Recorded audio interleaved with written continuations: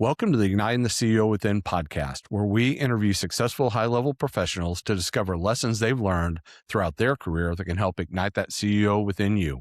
I'm Mark McFatridge, and I'll be your host for the next 15 minutes or so. Our show is sponsored by Quaid, a nationwide community of CEOs and entrepreneurs. Quaid has developed Launchpad, which offers an opportunity for experienced executive coaches to become licensed circle directors. After completing the Launchpad program, you'll lead your own peer advisory circles, helping other CEOs and entrepreneurs excel in their professional and personal lives while providing a community of support, accountability, and challenge. If you'd like to learn more, go to quaidcircle.com. Super excited about our show today. I get to hang out with Eugene Wells. He's the owner of BooXkeeping St. Louis. Eugene, welcome to the show. Excited to have you here. Hey, Mark, I'm glad to be part of this.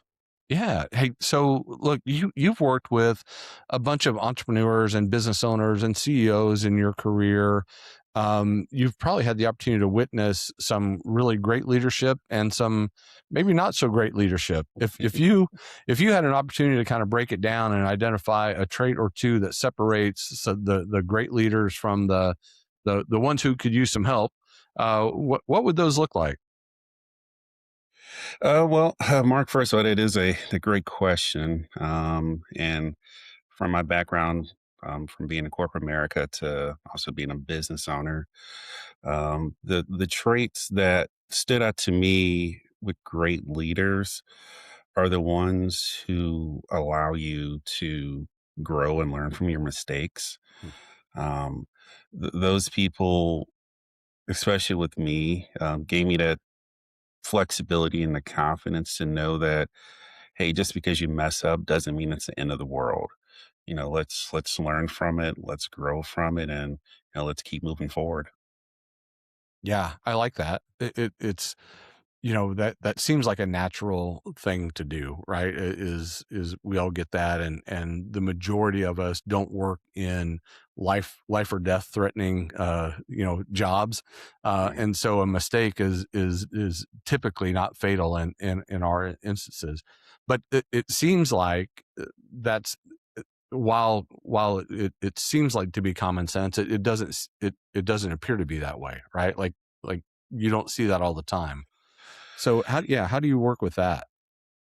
Yeah, I think what happens is sometimes a boss thinks that title literally means they have to be in charge and be over everything. But at the same time, being the boss means that you're trusting the people underneath you to do the job that you hired them to do. Mhm. And so, I've seen it where there's been I've had past bosses that I think they meant well. Um, However, it was almost the overbearing and, that term micromanaging, where it's what are you doing at 8 o'clock, 9 o'clock, 10 o'clock, etc. Whereas opposed to, you know, you brought me in to take care of a certain role, should I have some challenges or, need that, extra assistance, then by all means I'll reach out.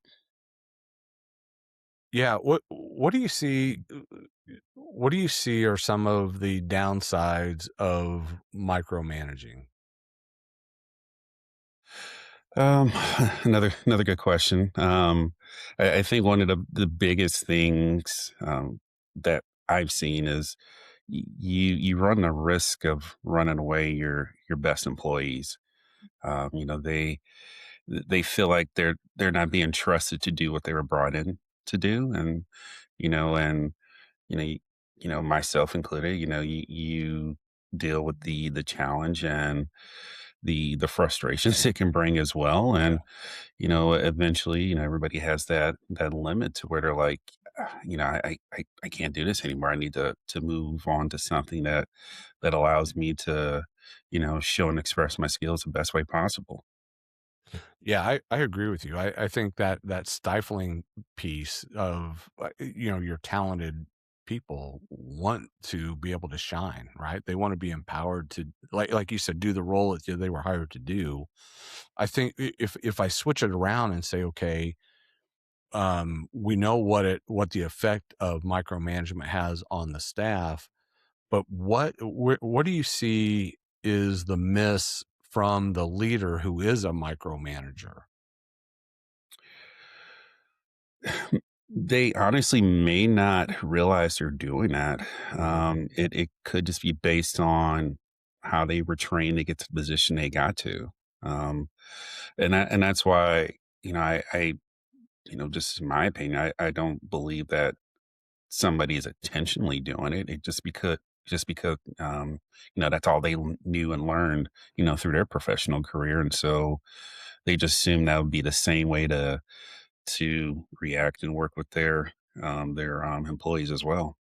Yeah, I agree. I think, the other thing from my standpoint too is I think if you're trying to do all the jobs or control them or micromanage them, you're also missing out on other ways to do things that may be more efficient or better suited for the clients if you're not dealing with working with the clients face to face every day and that type of stuff. So you actually end up limiting your growth opportunities for your organization because you're only doing it your one way. You only want it to be done this one way, and so you miss out on those types of things as well.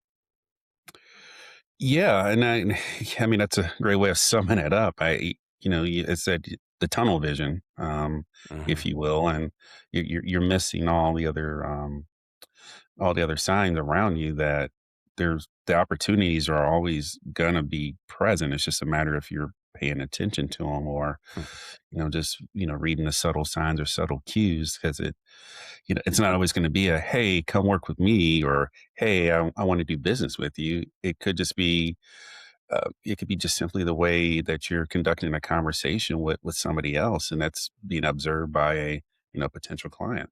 Yeah, yeah.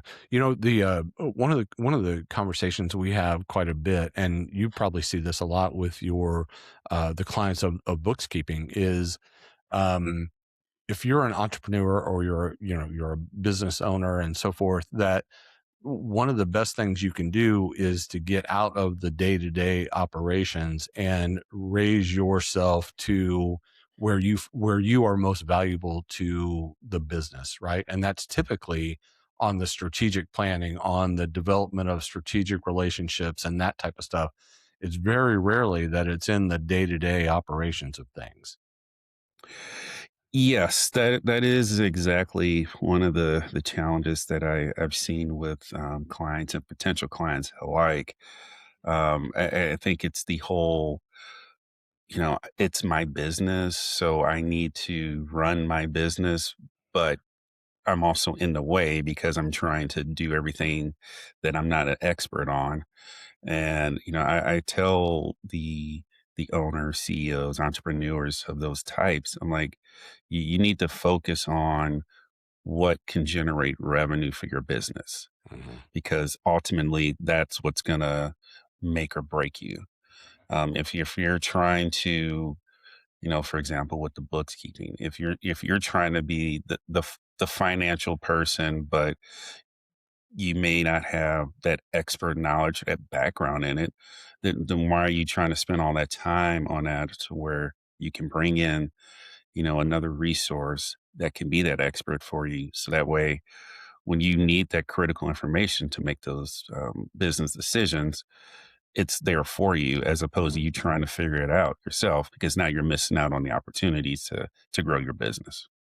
Yeah, and I mean that sets up perfectly for what you do, right? And it's why fractional work, whether it's on the CFO side, whether it's on the bookkeeping side, whether it's on the marketing side, whether it's on the CIO side, whatever, those fractional roles have played such a huge importance and continue to grow and add value to entrepreneurs that is so valuable. Yeah, I mean, and especially with, the role that Bookskeeping St. Louis has, we are that fractional partner with the business owner. We're sitting there, telling them like, hey, here's your revenue, here's your expenses, month in and month out.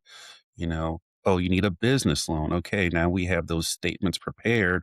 So when you go apply for those loans, the lender knows that you, for lack of a better term, have your act together, Hmm. as opposed to, you just trying to hurry up and hustle up some numbers together because lenders, they know what a prepared business looks like.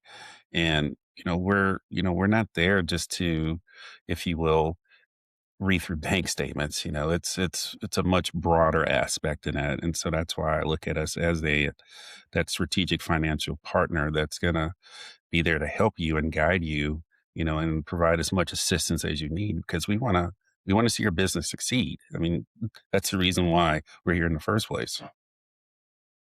Yeah, I think that's great. And you've had to see it flourish over these last few years of the growing importance of the fractional the fractional model for really all sides. Yeah, and that's that's kind of the irony of how we my wife and I got into bookkeeping. Um, with my other business that's um, security related, VWC, I was always asking my wife for the financials, but with the work she's tied up in, because her accounting background is what she does as well. The work she was always doing, there was always that delay, if you will, in getting that Mhm. information. And so then I started asking her, what information are you using to get the reports that I finally get to see? And, she started showing me that information, on a monthly basis. And it got to the point to where I was able to take over that responsibility from her. And once we realized that, okay, I actually know what I'm doing here, because there's always that there's always a little hesitation until you have somebody tell you, you've got this, you know what you're doing. Then we asked ourselves the question of, well, if we're seeing this issue within our own business, is there a market out here for other businesses that, in a similar position than we are? And yeah, we found out the answer was yes, and that's what led us to bookskeeping and being able to provide those service for other business owners. Yeah, that's great. Well, like I said, it's so needed. The CEOs that we work with today, finding talent to come on board is really challenging. And Mhm. then, you have to hope that that person in whatever role it has the time and ability to stay up on topics and stay educated in the newest strategies or whatever, and that becomes really challenging. And then let's factor in vacations, let's factor in PTO, let's factor in whatever time away from the office or turnover or asking for raises or something along those lines. And I mean, to me, the fractional investment is a really good one, especially for those small to mid-sized companies that are growing. Yeah, and that's exactly why we have the model we do, because we're not looking to be a financial strain on you. We're coming in there to show the biggest way of finding those hidden profits that are already within your business, and that way you can turn around and reinvest that into the company, whether it's for those the retain talent, or maybe you're able to actually provide other benefits that you may not have at first. Or I've talked to people who also they have those personal goals. They want their dream Mhm. vacation. They want to take a month off from work and not have to worry about it. And that's our goal, to help find that for them, without always having to think they need additional revenue. I love it. I love it. Well, man, thank you for hanging out with me today. Let me ask one more question. If you look back to 21-year-old Eugene, what's one thing that you wish he knew that you've learned over the years? That's a great question. That version, I wish I would have took the chance on being a business owner sooner. Um, just based all of the knowledge that I've gained over, especially over the past 5+ years. Had I known that, I would have told my younger self, this is why you should do this, to become your own boss, become your own leader, if you will, and go out there and help other people, achieve their goals and dreams as well. Yeah, I love that. Yep. Man, this has been so good. Thank you for hanging out with me and sharing some wisdom. I appreciate you. Yeah, no problem. Thanks for having me. All right. All right, y'all. We did it again. We found another great leader who's shared some amazing wisdom with us. Appreciate you as we wrap it up. I want to remind you that Igniting the CEO Within is sponsored by Quaid, a nationwide community of CEOs and entrepreneurs. Quaid has created Launchpad, which provides an opportunity for experienced executive coaches to become licensed circle directors and significantly impact the lives of CEOs and entrepreneurs. To find out more, visit quaidcircle.com. Until next time, keep igniting that CEO within you. I'm Mark McFatridge. Thanks for listening.